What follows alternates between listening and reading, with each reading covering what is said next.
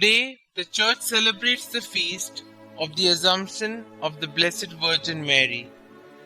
Lack of explicit mention of the privilege of the Assumption as such in the New Testament notwithstanding, tradition and sound theological reasoning indicate its implicit revelation in the Scriptures.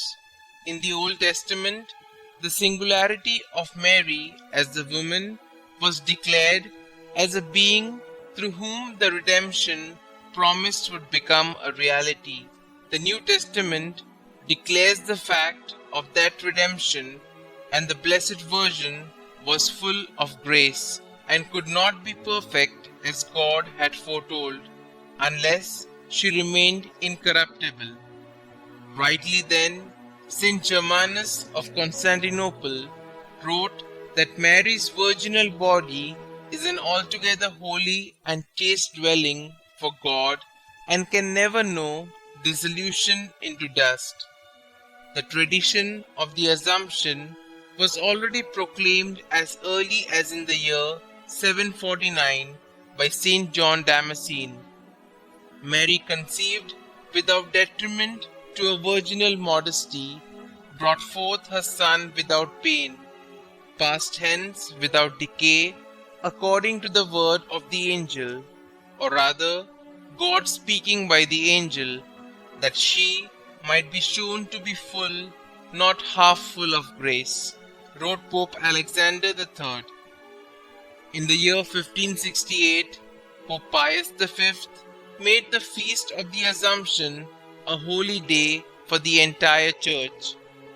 The doctrine's development is closely related to a feast devoted to Mary that passed from a general celebration in her honor to one celebrated on the 15th of August, commemorating her dormition or falling asleep.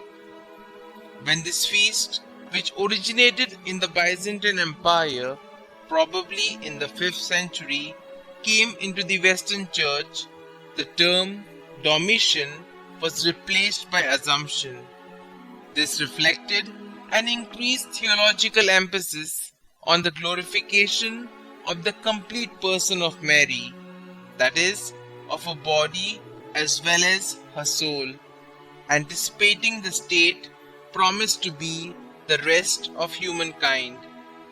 Incidentally, Christians have always held that Mary is the Mother of God, that from the very first moment of her existence, sin had no hold over her, that always ready to do God's will as His handmaid, she held the most important place in the history of redemption, only next to that of her Son.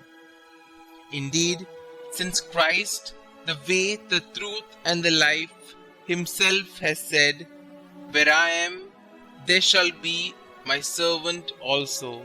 Consequently, it was only after He had sought and obtained from the world's bishops a formal assessment as regards the sentiments of the people in each diocese that Pope Pius XII defined the dogma of the Assumption as a doctrine of faith in his encyclical Munificentissimus Deus on the 1st of November 1950.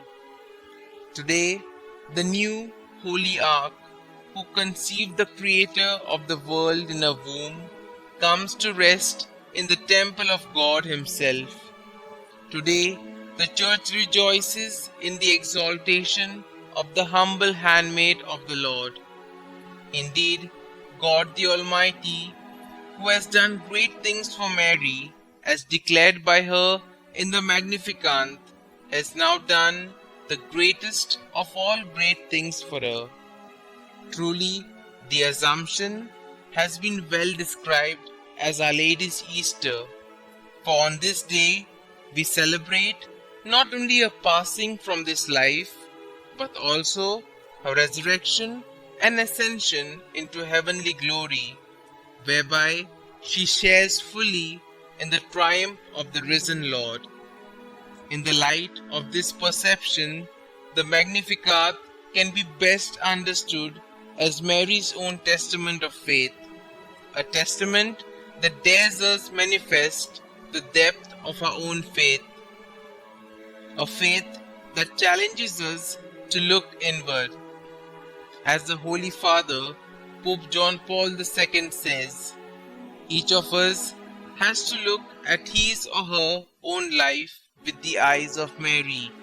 What he did in her, he did for us, and therefore he did it as in us. Rightly then, on this feast, the greatest of Mary's feasts, the Church Universal, with one voice, joins Mary in exalting holy his name.